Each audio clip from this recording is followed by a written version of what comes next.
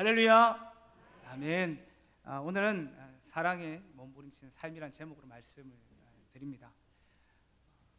오늘 드리는 이 모든 말씀은 제가 더 나은 사람이라서 드리는 것이 아니라 저를 포함해서 모든 성도님들이 함께 하나님 앞에서 이런 몸부림치는 삶이 되어야 한다라는 그런 이야기로 들으시고 그렇게 내 삶을 돌아보셨으면 좋겠습니다. 오늘 말씀해 보시면 믿음, 소망, 사랑 이 세 가지는 항상 있을 것인데 그 중에 제일은 사랑이라고 이제 바울도 이렇게 고백하고 그리고 하나님도 우리에게 이렇게 말씀하고 계십니다. 그러면 우리가 이 말씀이 정말 믿어 주십니까? 정말 이 말씀을 살기 위해서 몸부림치는 삶을 살고 계십니까? 이렇게 한번 질문해 보시면 좋을 것 같습니다. 나는 정말 사랑이 제일이라고 생각하고 있는가? 입니다. 제 삶을 돌아보면 저는 이 말에 늘 동의했습니다.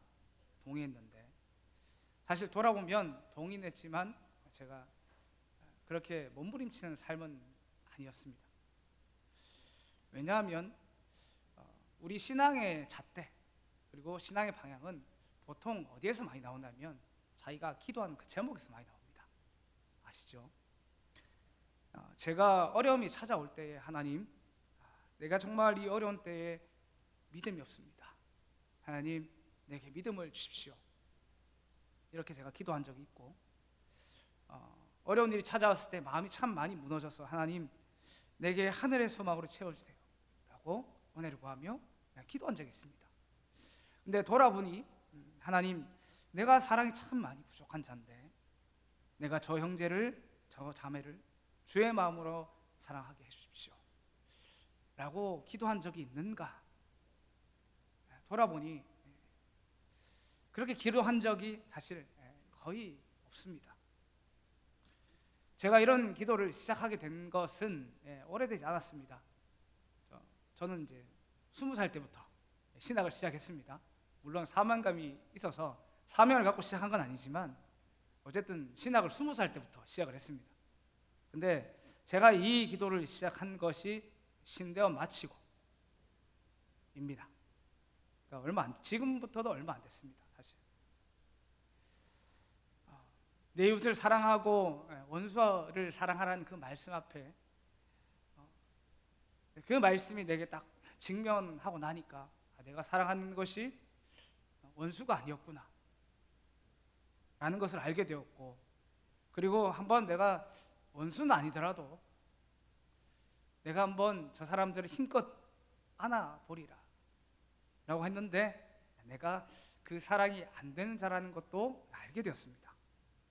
그러면서 하나님께서 깨닫게 하신 건 뭐냐면 이 사랑도 주의 능력으로 된다는 것, 이 사랑의 문제를 놓고 기도해야 한다는 것, 기도에는 능력이 없다는 이 말이 사랑에도 그대로 적용되는 겁니다.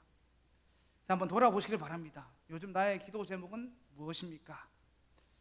많은 기도 제목이 있을 줄 압니다. 가정의 문제들도 있고 그리고 내 삶에 부딪힌 어려운 문제도 있는데 거기에 정말 하나님, 나의 심장이 그리스도의 심장이 되기를 원합니다. 하나님, 내 이 돌 같은 마음을 바꿔달라는 기도 제목이 있으신지, 하나님, 내가 저 영혼 더 사랑하기를 원하는데 잘 안 됩니다. 도와달라고 하는 그런 사랑을 위한 기도 제목이 있는지, 혹시나 없으시다면 오늘 말씀을 통해서 그 기도 제목들이 생겨나시길 간절히 소원합니다. 오늘 말씀을 묵상하는데 하나님께서 주신 마음이 그랬습니다. 너 그거 아니, 이렇게 말씀하시는 게 있습니다. 믿음도 중요하고 소망도 참 중요하다. 그런데 가장 중요한 게 사랑이다. 그래서 서로 사랑하렴, 이렇게 말씀하시는 듯 했습니다. 어쨌든 저와 모든 성경인의 심령에 이런 하나님의 말씀이 들려지기 간절히 소원합니다. 사랑이 왜 중요할까요? 크게 세 가지 정도로 정리를 했습니다. 하나는 마지막에 뭐가 남을까 생각해보니 사랑밖에 남지 않겠다, 이런 생각이 들었습니다. 오늘 이제 고린도전서 13장 13절을 예전에 제가 혼자 묵상한 적이 있는데, 믿음, 소망, 사랑이 있는데 바울은 왜 그 중에 제일이 사랑이라고 했을까? 그리고 하나님은 왜 이 말씀을 기록하게 하셨고 또 우리에게 읽게 하셨을까? 그런 생각이 들었습니다. 왜 그런 것 같으십니까? 저는 그날 한참 묵상하고 깨닫게 하신 것이, 믿음, 소망은 결국은 사라질 것인데 사랑하던 일은 영원히 남겠다, 그런 마음이 들었습니다. 무슨 말인가 하면, 믿음이 무엇인가 보면 믿음은 사실 대상이 하나님이고 하나님을 믿는 걸 말합니다. 쉽게 말하면 보이지 않는 하나님을 신뢰하고 그렇게 의지하고 나아가는 것, 그것이 믿음입니다. 그럼 소망은 무엇입니까? 소망은 어떤 일을 바라는 것입니다. 그러니까 이 땅을 살면서 어려운 일이 찾아올 때에 하나님의 그 오른손으로 내 인생을 좀 붙들어 주십시오 하는 것이 우리의 소망이고, 그리고 그 마지막에 나를 저 천국으로 인도해 주세요 하는 것이 우리의 소망이 됩니다. 할렐루야. 근데 제가 엉뚱한 생각을 좀 해봤는데, 그러면 내가 정말 천국에 가면 뭐가 남을까 생각을 해보니까, 믿음과 소망이 정말 내게 필요할까? 어떤 형태로도 남아있긴 할 겁니다. 저는 그렇다고 생각을 합니다. 이 세 가지가 마지막까지 갈 겁니다. 근데 믿음과 소망이 이 땅처럼 필요하겠나? 무슨 말인가 하면, 내가 천국에 있는데 막 신앙생활 하다가 막 믿음이 막 흔들, 그래서 하나님 나 좀 붙들어 주세요, 이런 기도를 내가 할까? 너무 웃긴 기도 제목 아닙니까? 내가 천국에 갔습니다. 거기서 하나님을 뵙고 예수님 뵙고 거기서 이제 천국에 있는데 거기서 막 내 믿음이 막 흔들리는 겁니다. 그래서 하나님 내 믿음을 지켜주십시오, 이런 기도 하겠습니까? 저는 암만 생각해도 내가 정말 천국에 소망이 있으면 이 기도 안 할 것 같더라고요. 그러면 눈물과 슬픔과 눈물이 없는 그 천국에서 내 마음이 참 무너져가지고, 하나님 내게 참 하늘의 소망으로 채워 주십시오, 이런 기도 하겠습니까? 이것도 안 하겠더라고요. 그럼 도대체 내가 천국에서 뭐 하고 있을까? 보니까 어디 하나님 아버지를 더 사랑하고 옆에 있는 형제를 더 사랑하는 그 일만 남는 겁니다. 그래서 믿음과 소망과 사랑 중에 제일은 사랑이겠다, 그렇게 결론을 냈습니다.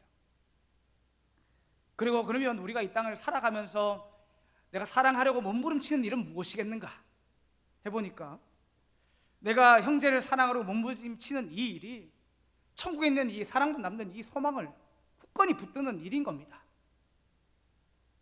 그래서 우리는 이 땅 살아가면서 사랑밖에 남지 않으니까, 그걸 아니까. 근데 우리가 이 땅 살아가면서도 주님과 동행하는 그것이 천국이지 않습니까? 그러니까 그 소망이 내게서 떠나가지 않도록 이 사랑한 일에 몸부림쳐야 되는 겁니다. 그래서 사랑이 가장 중요합니다. 두 번째는 무엇인가 하면, 사랑은요 하나님을 아는 도구입니다. 흔히 성도님께서 많이 오해하는 것이 있는데, 신앙생활 하다 보면 그런 말씀을 많이 합니다. 내가 하나님 앞에서 예배만 잘 드리면 되죠, 그럼 신앙생활 성공한 거 아닙니까? 이렇게 말씀하는 분이 꽤 많습니다. 근데 사실 말은 맞는 말인데 아마 의미는 이제 좀 다르다고 생각합니다. 이야기를 한참 들어오면 어떤 류의 이야기인가 하면, 많은 분들이 수요 예배, 금요 기도회, 주일 예배, 이렇게 이제 새벽 예배까지 그렇게 이제 이걸 예배라고 생각하시고, 여기를 내가 열심히 참석하면 신앙생활 충분한 거 아닌가, 이렇게 생각하시는 겁니다. 근데 혹시 세례교육 제대로 받아보셨습니까? 혹시 학습교육 제대로 받아보셨습니까? 그러면요 거기에 그 책자에, 우리 그 책자 있죠, 조그만한 거, 그 책자에 보면요 예배를 어떻게 정의하냐면, 우리가 주일날 드리는 예배도 있지만 삶의 예배가 있습니다. 그러니까 우리 이 두 가지 예배는 구분되지만 분리가 안 되는 겁니다. 그럼 우리의 예배는 무엇인가 하면 주일, 월, 화, 수, 목, 금, 토, 내 인생 전체가 예배인 겁니다. 이게 우리가 하나님 앞에 드려야 되는 예배입니다. 그러니까 내가 형제를 사랑하려고 내가 평일의 삶에서 몸부림치는 이 삶도 하나님께서 기뻐 받으시는 예배라는 말입니다. 근데 우리가 이것을 등한히 하면 어떻게 되는가 하면 그냥 거기서 끝나는 것이 아니라 하나님을 모르게 됩니다. 요한일서 4장 7절에서 8절인데 천천히 같이 읽어보겠습니다. 시작. 사랑하는 자들아, 우리가 서로 사랑하자. 사랑은 하나님께 속한 것이니 사랑하는 자마다 하나님으로부터 나서 하나님을 알고 사랑하지 아니한 자는 하나님을 알지 못하나니 이는 하나님은 사랑이심이라. 아멘. 하나님은 우리에게 사랑이라는 것을 선물처럼 주셨습니다. 근데 이 우리가 서로 사랑하는 이 일이 우리에게 어떤 역할을 하는가 하면 두 가지입니다. 하나가 내가 하나님께 속했다는 것을 알게 합니다. 세상에 있는 사람들은 이게 주님으로부터 받아오는 이 사랑, 거저주는 사랑 죽었다 깨어나도 못합니다. 근데 우리가 이 사랑을 시작했다는 것 자체가 하나님께 속했다는 표인 겁니다. 그리고 내가 이 사랑을 계속 하다 보면 하나님이 내게 어떤 사랑을 주고 계신 분인지 또한 알게 합니다. 그러니까 반대로는 뭐겠습니까? 우리가 이 사랑을 포기하는 순간 내가 하나님께 속했다는 것도 잊어먹고 내가 이것을 포기한 순간 하나님을 아는 것도 포기하는 게 됩니다. 나는 아니라고 하는데 나는 예배 열심히 드리고 있다고 하지만 거기에 무엇을 포기하냐면 하나님 아는 일을 포기한 것입니다. 왜냐하면 하나님 분명히 말씀하십니다. 하나님은 사랑이십니다. 할렐루야. 근데 우리가 사랑을 하지 않으면 어디에서 하나님을 안단 말입니까? 하나님이 왜 굳이 이렇게까지 말씀하시는가 하면 하나님은 영이십니다. 근데 영인 하나님을 볼 수 있으십니까? 본 분 계십니까? 없는 줄 압니다. 저도 못 봤습니다. 근데 하나님께서 보이는 하나님을 우리에게 주셨는데 그게 바로 내 옆에 있는 형제입니다. 왜 그렇습니까? 옆에 있는 형제가 하나님의 형상대로, 하나님은 아니지만 하나님을 닮아 있지 않습니까? 근데 내가 평생 신앙생활 하면서 내 형제 안에서 그 하나님의 형상을 발견하지 못하고 사랑하지 못하면 우리는 어디에서 하나님을 발견합니까? 그러니까 내가 사랑한 일을 포기한다는 그 말은 내 신앙을 포기하는 것도 똑같습니다. 잘 몰라서 포기하고 있는 겁니다. 정말 이 일이 전부라고 하면 잘 안 돼도 움켜잡고 몸부림치고 애쓸 겁니다. 저와 모든 성도님들이 그런 사랑을 하길 간절히 소원합니다. 할렐루야. 세 번째는 뭐냐면 이 사랑이 부흥하는 유일한 길입니다. 부흥이라는 말은 이제 원래 성경적으로 보면 부흥은 우리의 영혼이 깨어서 다시 일어나는 걸 부흥이라고 합니다. 근데 우리가 그렇게 일어나면 거기서 끝나는 것이 아니라 이 세상에 예수님만이 유일한 소망인 줄 아니까 그런 이제 영혼을 살린 사역으로 뛰어들게 됩니다. 그래서 이 부흥이라는 것은 우리의 영혼이 일어나는 것과 수적인 이제 부흥이라는 것 다 포함해서 이야기를 합니다. 근데 이제 어쨌든 우리 교회가 이제 더 사람이 많아지고 우리 주일학교가 더 많아지고 이렇게 하려면 우리 부흥이 돼야 되는데 제가 이제 지난 교회에서 이제 작은 교회를 섬겼습니다. 그것도 이제 제 나름의 이제 부흥하려고 이제 열심히 애썼습니다. 근데 열심히 하면서 깨달은 게 뭐냐면 우리 부서 안에 우리 교회 안에 예수의 사랑이 없으면 부흥이 안 됩니다. 충격일 수도 있겠지만 안 됩니다. 정말 부흥이 꿈꾸시면 저는 기도 제목을 좀 바꾸셨으면 좋겠다. 그런 마음이 있습니다. 우리 교회를 부흥시켜 주시옵소서. 이 기도 제목이 있으신 분들은 이걸 바꾸셔가지고 이제는 내 심장이 그리스도의 심장이 되게 하여 주시옵소서. 그 기도 제목으로 바꾸시길 바랍니다. 그래서 내가 주의 눈물이 있는 곳에 내 눈물이 있기를 원합니다. 주의 마음이 있는 곳에 내 마음이 있기를 원합니다. 그 기도 제목을 내 평생의 기도 제목으로 삼으시기 바랍니다. 지난 교회는 정말 작은 교회였습니다. 근데 그래서 이제 제가 마지막에 이제 사임할 때는 어떻게 사역을 했냐면 영아부부터 청년대학부까지 하나로 뭉쳐가지고 제가 이제 혼자서 이제 말씀 가르치고 했습니다. 우리는 뭐 영아부부터 고등부 청년대학부까지 막 부서가 이제 쫙 나눠져 있는데 지난 교회는 그렇지 않았습니다. 혼자 다 해야 됐습니다. 그렇게 했습니다.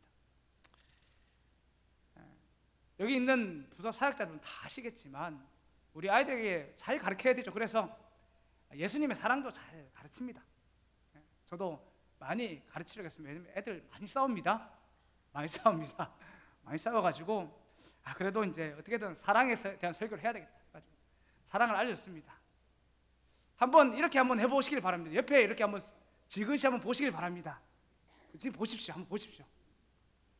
계시면 집사님, 장로님, 권사님 사랑합니다 한번 해보십시오.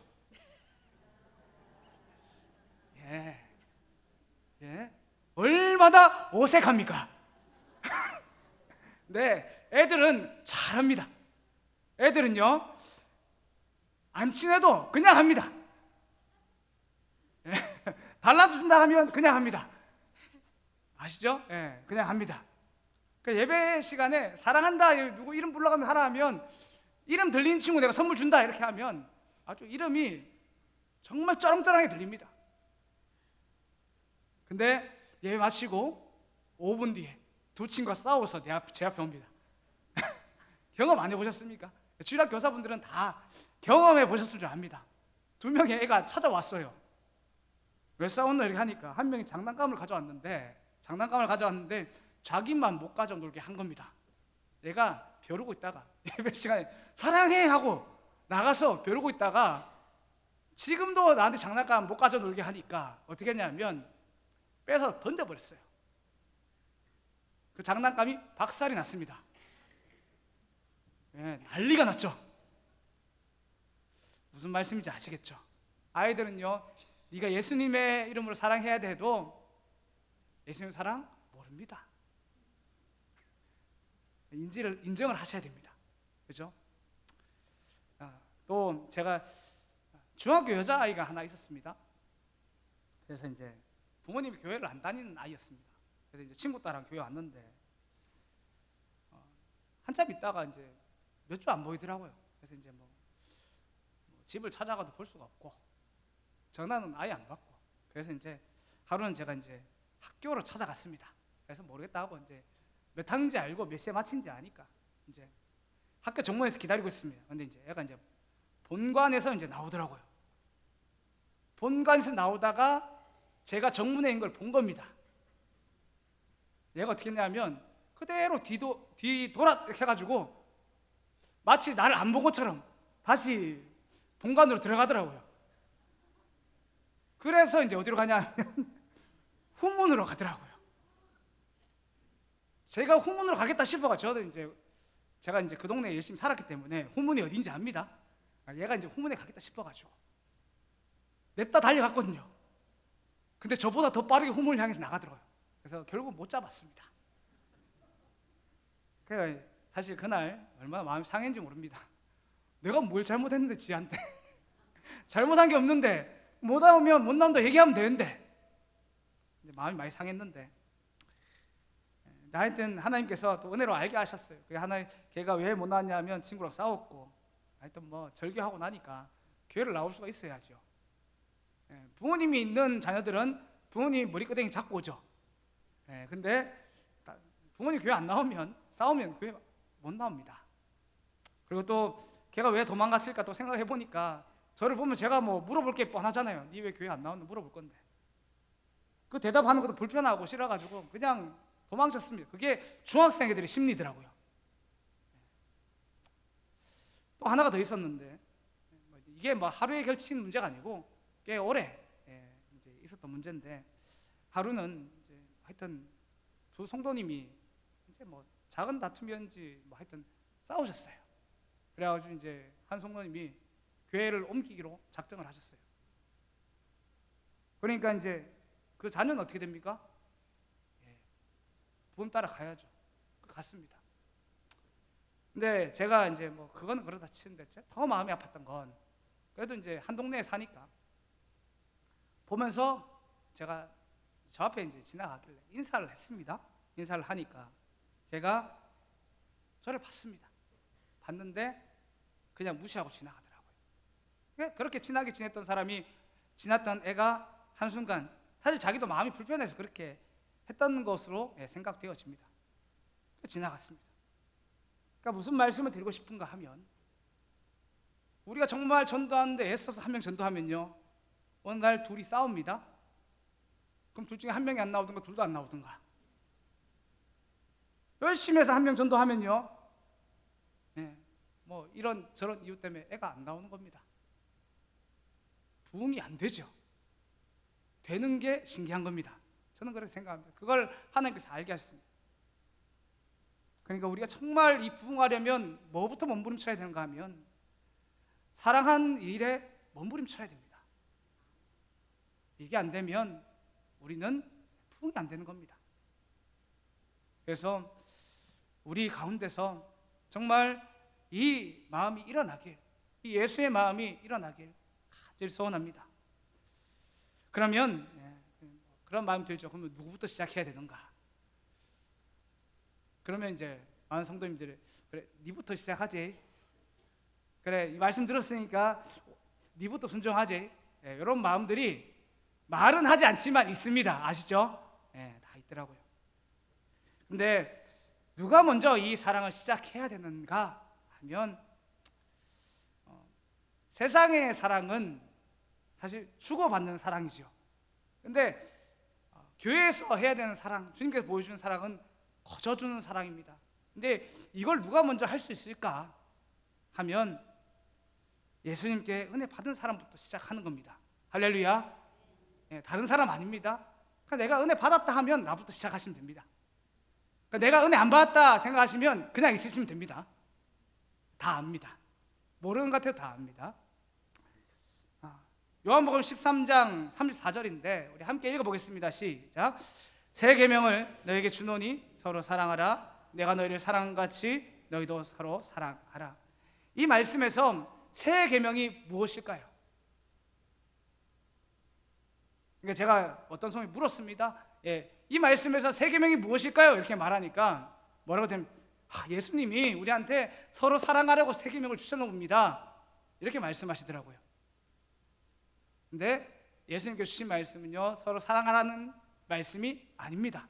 왜냐하면요, 이 말씀은 레위기 19장 18절을 인용한 겁니다. 그러니까 거기는 이미 서로 사랑하라는 말씀이 있습니다. 그럼 여기 추가된 게 뭐냐 하면, 내가 너희를 사랑한 것 같이입니다.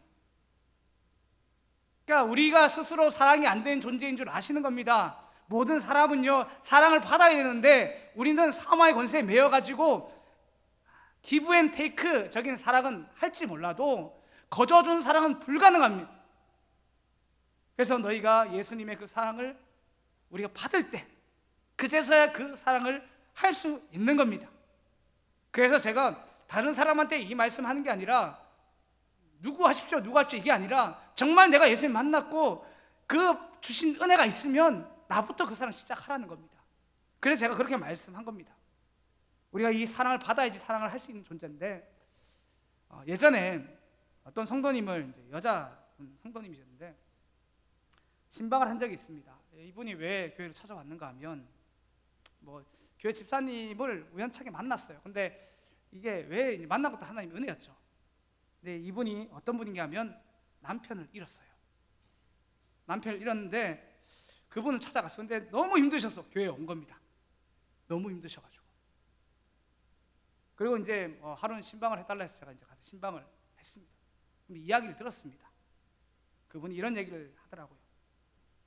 목사님, 지금도 회복이 잘 안 됩니다. 처음 남편을 잃었는데 거기서 이제 저와 아이만 남았는데 너무 깜깜하더라고요. 이렇게 얘기를 하더라고요. 그러니까 너무 힘들다 보니까 아이를 돌보고 싶은 마음도 안 들고 아무것도 하기 싫다고 그냥 있었다고. 이런 사람들을 보면 저뿐만 아니라 신방을 하는 분들이 많습니다. 아시죠? 친척도 신방을 하고 많이들 신방합니다. 근데 그분들이 와서 무슨 얘기를 했냐면 하나같이 이제 자기가 들었던 얘기를 하는 겁니다. 이분들이 와서 하나같이 저한테 얘기를 하시는데 집이 엉망이니까 이제 얘를 살려야 되겠다 이런 마음으로 말씀하시는 건데, 너는 엄마인데 이렇게 있으면 어떡하니? 얼른 일어나라 이렇게 말을 하고 가신 겁니다. 또 다른 분이 오셔가지고 네가 엄마인데 아니 애가 저렇게 있는데 애는 돌봐야지 하고 가신 겁니다. 그분이 마지막에 한 말이 뭐냐면 저도 제가 엄마인 줄 알고 제가 뭘 해야 되는지 압니다. 근데 힘이 안 나는 걸 어떡합니까? 애를 돌보고 싶은데 돌볼 힘이 안 나는 걸 어떡합니까? 그렇게 말씀하시더라고요. 그러니까 우리는 사랑을 받아야지 사랑할 수 있지, 사랑하라고 의무만 준다고 해서 사랑이 되는 사람들이 아닙니다. 그걸 아셔야 됩니다. 그래서 사랑의 시작은 받은 사람부터 시작하는 겁니다. 혹시나 이렇게 계속 말하면 어느 순간 그렇게 말씀하신 분이 있습니다. 왜 자꾸 나한테만 사랑하라고 하십니까? 다른 말로 하면 왜 자꾸 나한테만 참으라고 하십니까? 왜 나한테만 자꾸 헌신하라고 하십니까? 하시는 분들이 있거든요. 근데 그런 분들을 만나시면 그분하고 재지 마시고 그냥 사랑을 주시길 바랍니다. 할렐루야. 제가 그런 사람이었습니다. 제가 그런 사람이었습니다. 교회에 있다 보니까 예수의 사랑을 흉내내는 그런 사람이 저였는데, 근데 흉내내면 나중에 어떻게 되는지 아십니까? 혈압이 오릅니다. 전 오르더라고요. 혈압이 많이 오르더라고요. 이게 사랑을 가지고 이제 사랑을 하는 사람은 혈압이 안 오릅니다. 왜냐하면 사랑이 있으니까 사랑하는 마음으로 다 이제 포용이 됩니다. 그러니까 사랑한 척하면 어떻게 되냐면 혈압이 오르고 뒷골이 땡기고 내가 욕을 해야 되나 말아야 되나, 지만 할 줄 아나 이런 마음 들고 그런 마음이 듭니다. 제가 그랬어요. 그리고 이제 그 마지막에 왜 나한테만 자꾸 사랑하라 하나, 저 사람도 있는데 저 사람한테 좀 같이 권면하면 안 되나, 이런 마음이 많이 들더라고. 많이 한참 지나고 제가 깨달은 거죠. 제가 사랑을 흉내내던 자였던 겁니다. 교회에 있다 보니까 사랑을 흉내내는 사람이었죠. 그러니까 제가 무슨 말씀 드리냐면, 혹시나 저같이 이 사랑하라고 말씀 들었는데 이 의무들이 나를 막 짓누르기 시작하면 그때 어떻게 하셔야 되는가 하면, 교회든 가정이든 자기의 기도의 골방자리를 하나 만드십시오. 그래서 사실 내 갈급한 마음이 채워지면 더 이상 저 사람이 인정이 필요 없으니까 이제 더 이상 이제 그 사람이 나한테 어떻게 하든 주님만 바라보고 사랑하게 되는데, 내 마음에 가시가 자꾸 있으니까 그 사람이 툭툭 하나 찌를 때마다 뭐 들킨 것 같이 상처가 많이 됩니다. 그래서 이걸 해결할 방법은 다른 건 없고, 주님께서 내 갈급한 마음 가운데서 채워주셔야 되니까 골방을 하나 만드십시오.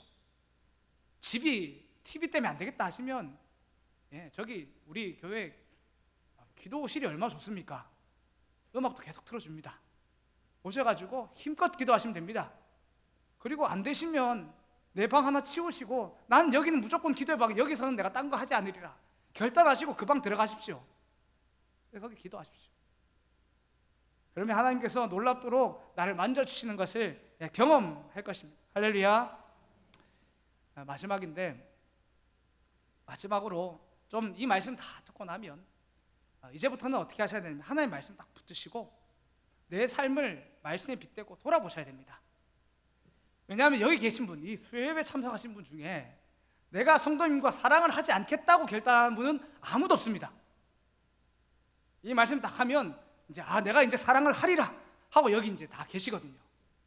그럼 그때 그 다음부터 어떻게 하냐면 하나님의 말씀 가운데서 내 삶을 돌아보는 훈련들을 하셔야 돼요. 그래서 이제 그 고린도 교회 얘기를 하나 해드리고 마치려고 합니다.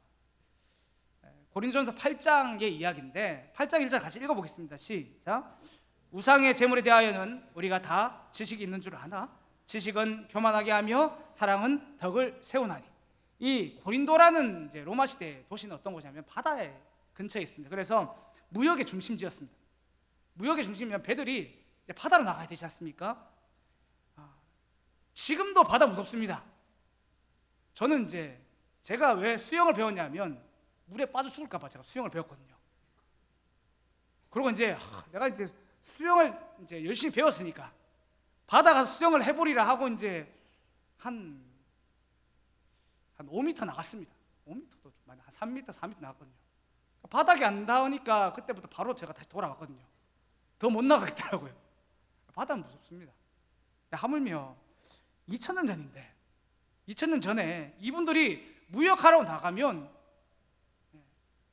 아니 그 망망대에 나갔는데 자기가 어떻게 될지 어떻게 합니까? 그러니까 이 사람들이 바다 신에게 절하지 않을 수 없는 겁니다. 그러니까 이 도시는 항구 도시니까 무역의 중심지이기도 했지만 우상이 난무하는 그런 도시였습니다. 근데 고린도 교회는 이런 곳에서 세워졌습니다. 근데 이 교회에 어떤 문제가 있었냐 하면 그러니까 우상한테 제물을 많이 드리니까 돼지고기 이런 것들이 많이 나왔습니다. 다 못 먹으니까 이제 시장에 나오고 하여튼 이제 먹을 기회들이 많았는데 근데 이걸 이제 먹어도 되냐 말아야 되냐가 이제 교회 안에 있었던 거예요. 문제가. 그래서 이제 그 고린도 교회는 크게 두 부류가 있는데 좀 말씀을 잘 알고 오래 신앙생활했던 사람, 당연히 이제 초신자들, 이 두 부류의 사람들이 있었습니다. 근데 오래 신앙생활을 하는 사람 중에 어떤 사람들이 있었는가 하면 우상의 제물을 먹는 이 일에 대해서 자유한 사람들이 있습니다. 저도 이제 자유하다고 생각을 합니다. 자유하셔도 됩니다. 혹시나. 근데 이들이 얼마나 자유했는가 하면 우상에게 드리는 이 제물을 이제 시장에 나왔습니다. 그러면 이제 묻고 따지지 말고 먹으면 됩니다. 근데 이분들이 좀 더 자유가 이제 있어가지고 우상이 드린 그곳에서 이제 먹기 시작했습니다. 그럼 어떤 마음 드십니까? 이제 고린도 교회도 이제 말세구나 이런 마음 드시죠. 와, 어떻게 성도가 우상의 집에서 음식을 먹을 수 있나 이런 마음이 들지도 모릅니다. 근데 우리는 그렇게 생각해도 말씀을 정확히 배우면 그렇지 않습니다. 왜냐하면 이 세상에 하나님이 유일한 신이거든요. 사실 우상은 다 것입니다. 이 세상의 모든 것들이 하나님이 만드신 것인데 우리가 그걸 어디서 먹든지 내가 믿음으로 받으면 내 육체가 더러워지지 않습니다. 내 영혼도 더러워지지 않습니다. 다만 우리가 죄 짓는 마음을 먹을 때 우리의 영혼이 하나님 앞에서 죄를 짓고 그렇게 되는 거거든요. 바울도 그렇게 말합니다. 고린도서 8장 4절을 보시면 제가 읽어드리겠습니다. 그러므로 우상의 제물을 먹는 일에 대하여는 우리가 우상은 세상에 아무것도 아니며 또한 하나님 한 분밖에 없는 줄 아노라 이렇게 말했습니다. 그런데 그 뒤에 이제 바울의 본격적인 말이 이어지는데 이 교회에 무슨 문제가 일어나면 말씀을 잘 아는 성도 말고 초신들한테 문제가 생긴 겁니다. 말씀을 바로 배운 사람들은 어디에서 이 고기를 먹든 신앙의 자유를 가지고 먹었는데 그걸 형식으로 본 이 사람들은, 이 초신자들은 마치 내가 하나님도 섬기고 우상도 섬겨야 되는 줄 그렇게 생각하고 내가 우상도 섬겨야 되는구나, 왜냐하면 저 사람도 저기서 먹고 있는데 하면서 우상 앞으로 나아가는 일이 되어버린 겁니다. 보통 문제가 아니죠. 그래서 바울이 이 권면의 끝에 무엇라고 했냐면 13절입니다. 같이 읽겠습니다. 시작. 그러므로 만일 음식이 내 형제를 실족하게 한다면 나는 영원히 고기를 먹지 아니하여 내 형제를 실족하지 않게 하리라. 그러니까 내 형제를 실족하게 하면 난 영원히 고기 먹지 않겠습니다. 아니, 바울도 고기 먹어도 되는 거 압니다. 근데 내 형제를 실족하면 나는 안 먹겠다 이렇게 지금 말하고 있는 겁니다. 이게 무슨 말인가 제가 한참을 생각해 보니까 말씀을 잘하는 이 성도님들이 왜 굳이 우상 앞에서까지 이 고기를 먹었을까? 제가 한참을 생각해 봤습니다. 근데 아무리 생각해 봐도 이유는 딱 한 개였습니다. 뭐 같으십니까? 고기가 먹고 싶었던 겁니다. 아닙니까? 여기에 다른 거룩한 이유가 있습니까? 시장에 있는 거 드시고 근데 내가 고기를 더 먹고 싶어가지고 우상 앞에 간 건데 여기에 다른 거룩한 이유가 있습니까? 저는 있다고 한다면 전 정죄하지 않습니다. 절대로. 자유하니까. 그래서 이 사람들이 어떤 마음인가, 나는 신앙의 자유가 있는데 왜 내가 그 자유를 못 누리게 하는가 하면서 자유를 누린 겁니다. 근데 이들이 무엇을 못 봤습니까? 내가 그 자유를 누리는 동안에 내 형제가, 내 자매가 넘어지는 걸 못 본 겁니다. 말씀을 많이 배워서 하나님을 잘 아는 데 있지만 정말 그 말씀을 잘 배운 그 심령 안에 하나님의 마음이 없었던 겁니다. 우리가 날마다 하나님의 말씀 앞에 서고 내 모습을 돌아보는 것이 얼마나 중요한지 모릅니다. 그래야지 우리가 이 사랑하는 일에 몸부림칠 수가 있습니다. 다시 한번 말씀드리지만 100점짜리 삶은 아무도 없습니다. 그래서 여기 계신 모든 분들, 저 포함해서 모든 분들이 날마다 주님께 주신 그 사랑 가지고, 주신 사랑 가지고 내가 이 사랑 나만 움켜쥐지 마시고 옆에 성도를 더 사랑하는 일에 함께 몸부림칠 수 있길 간절히 소원합니다. 기도합니다.